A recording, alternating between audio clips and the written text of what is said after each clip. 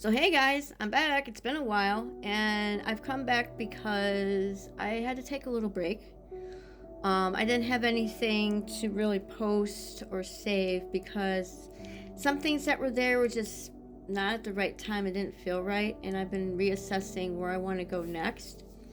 And that's what this video is going to be about. And something that I want to tell you that maybe you can do too. But before I do that, I want to thank you and say thank you to those of you who loved what I posted, who liked the video, who really gave me some encouragement and showed me that what I'm doing and what I said was the right thing. And these videos that I'm making are also going to a Patheos article. So I'm using my platform to spread my message out.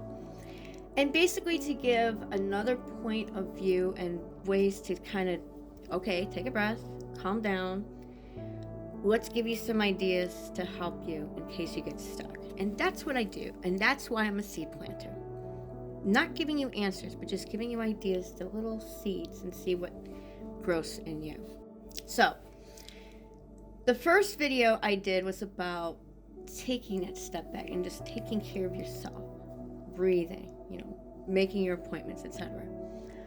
But now you want to take action. Now you want to do something. Well, venting online, venting in a video is fine. It's great, but it only goes so far. You have to remember, some people can be triggered by words that are said. Some people can be triggered by certain kinds of voices. Some people can be triggered by just the way you present yourself. So what else can you do besides yelling at the camera all the time? Got some ideas for you.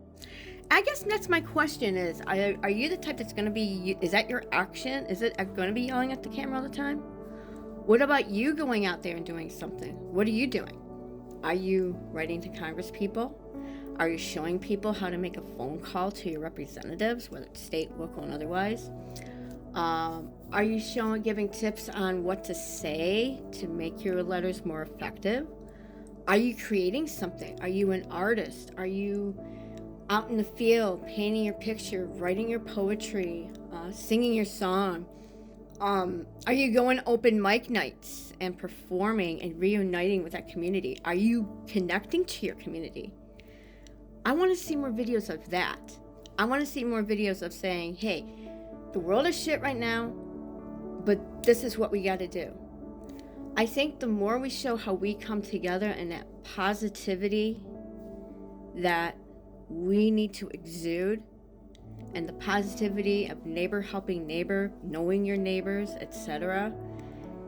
If we keep going on that trajectory, that is going to be a tidal wave over all this crap that's going on. And that, my friends, is a form of resistance nobody talks about or thinks about because we're so focused on the anger and the violence. But what if you did it in other ways? So before we even get into that part, what about feeding your brain? I feel like since I got inundated with all this stuff that my brain's going blah. Unfortunately, I think that's the purpose. To make our brain go blah, to breed the fear in us so we can't do anything, so we can't read that book, so we can't write that song, so we can't do anything. Resist it. And how do you do it? You just simply pick up a book. Write that song. If there is something on your mind and you can't tell someone, write it out in a journal. You don't have to always go and yell at the camera. You could do it for yourself just to get it out of your system. It's very healthy. There's nothing wrong with it. And a journal's not going to yell at you and troll you back and say, oh, you're a bad person and all that stuff. Okay? If it comes to books, if it comes to topics, here are some suggestions too. Fiction, non-fiction, biography, etc. Read books like The Grapes of Wrath, Great Depression Era, and The Dust Bowl. F. Scott Fitzgerald, The Great Gatsby. Any banned books that are out there right now. Poetry, any forms of poetry. Study about the 1960s. Study about the Holocaust. Read anything related to South Korea, especially the 1970s and 1980s when they first got their democracy and wanted dictatorship. That was and how that fell. Read about North Korea. I know it's crazy, But a lot of things that are happening in North Korea, that's kind of happening here too, in a really strange parallel way. Read biographies of survivors. Talk to survivors, Storytelling. Get into that mode. Get into your educational mode. Because I know I have been hungering for intellectual conversation and just being on the intellectual side of things. YouTube has a plethora of things that you can look up as far as if you don't feel like reading or you can't. Audiobooks too, right? That's technology at our disposal, and that's where we could use it for ourselves so we can feed that brain, so we have something that we can base and understand what's happening now, because that's the only way. If you are a creative person, paint that picture and show the process, show what you're doing. Write that poetry and read it. If you have a story to tell your story, make it creative. Go to open mic nights. If you're a dancer, protest dancing, dance to a protest song. Anything that'll get a message out that maybe words cannot say or words cannot articulate. Because one thing I have found as a teacher, that 95% of people, words go over the head. But if they experience it and they visualize it, something clicks, okay? So you gotta be visual with what you're doing, not just words, okay? People get tired of words very easily. They're gonna tune you out. Some people, if they hear the same thing over and over and over again, they're like, nope, heard that before. Nope, heard that before. I need something different. And that's starting to happen. So we need that something different. Artists, creators, this is your time.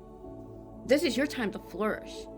This is your time to get your message out there so people understand and they can get it.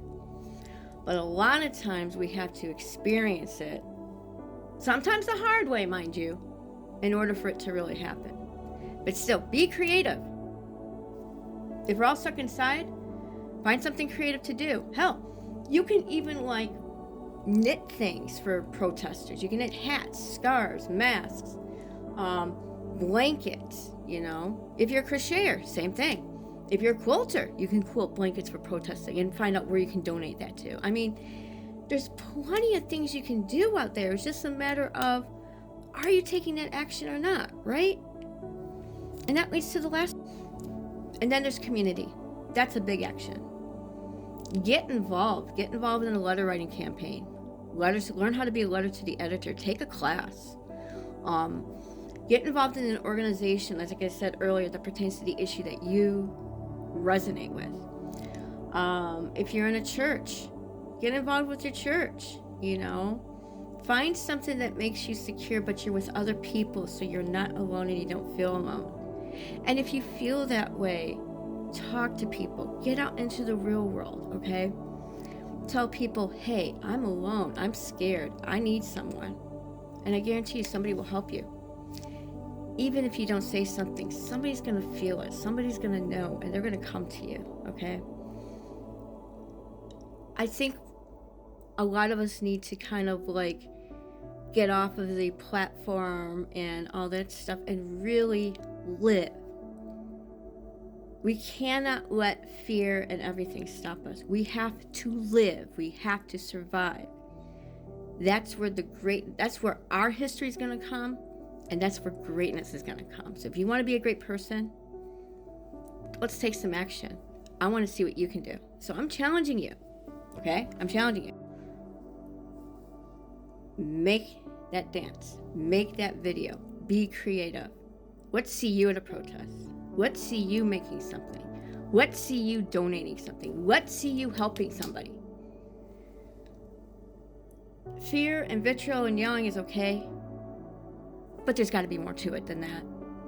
Life is more than just yelling at a screen. And that's where I want to end it. So if you have anything, show me, let me know, tag me. I want to see it.